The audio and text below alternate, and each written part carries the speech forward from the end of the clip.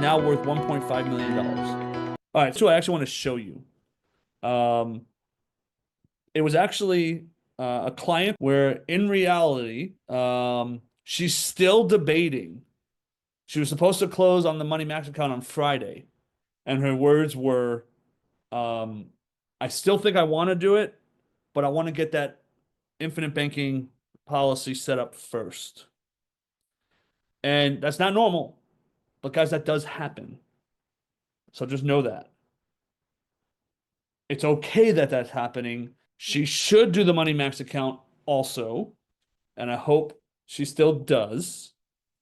And by the way, I've had clients do that. 6 months later, they realized the missing piece in everything, even though they got enticed about this infinite banking concept, was the Money Max account is the missing piece, and they realize it many, many times. Okay. Um, but that being said, I just want to show you guys something of where this Money Max account conversation turned into this. Okay. Um, she decided, by the way, she has $140,000 in her savings account sitting there doing nothing. She makes $400,000 to $500,000 a year, sitting there doing nothing. The idea of this infinite banking concept make her think bigger. Um, is now she's not going to take money out of her 401k. She's moving that money. And the reason why she didn't want to use the savings account money to just pay off the 80 grand of credit card debt was because, like, if she used it all, it's gone. Like, she understood that. But we showed her what it meant to become her own banking system. And so now, like, this is the policy that we're likely today, like literally today, moving forward with her on. Okay. It's $120,000 a year that she's putting into a policy. Why? Because she normally puts that into her savings account every year, roughly, and then she uses it for different things. So I wanted to just like really let you understand. We just taught her the art of switching where she's storing her capital, even if she's going to use it for other things.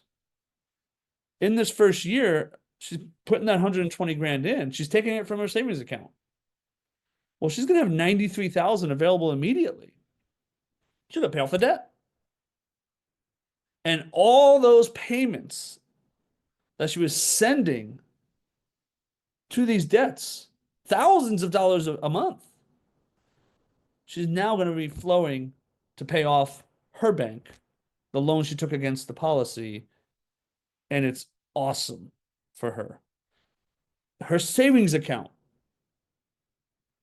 if she were to die tomorrow, she's 61 years old. So, life happens. It could happen. She's healthy, but still, things happen.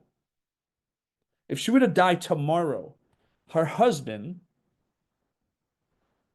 gets 140,000 that she has, is what she has in her savings with her savings account. By storing her savings here, her savings account, new savings account, which is the life insurance policy, is now worth $1.5 million. So what's better for her, guys? 1.5 million tax-free for her husband, or 120,000, taxable growth, whatever that 1% or whatever it is. Which one is better for her husband and her legacy? Hands down, the 1.5 million. Now, let's just say she took out all the money, 93 grand, never paid it back yet, never did anything. Okay, so her husband gets 1.4 million. But if she took it out of savings to pay off the debt, her husband gets nothing because she used it all to pay off the debt. Unbelievable. And here's what's so neat. The 120 is like the maximum. It's actually more than that, but because there's more room. But the 120 is what she's designing it for. Like, I need you guys to really understand why this is so powerful for yourself and sharing it with others. The 120 Minimum, oh, it's up here, sorry. The minimum amount, a bad year, right? Her and her husband, they just have a bad year. The 120 minimum is right here. The base policy is almost 20 grand, and then there's a 10-year rider. So it's about 24,000 minimum. Think about that flexibility, please. Anywhere between, and for this, it's like more like 130 is the max, 120 something. And the minimum is 24,000. How powerful is that for this client? And here's the deal.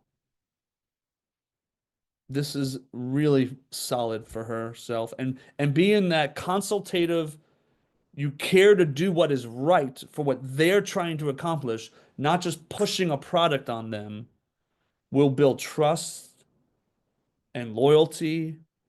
And it's because we're building a relationship, not just having two meetings with her and talking to her 6 months later, asking her how it's going. We're building relationships of like she jokes with us, she can tell she trusts us, and it's awesome to see that transition for me as a partner.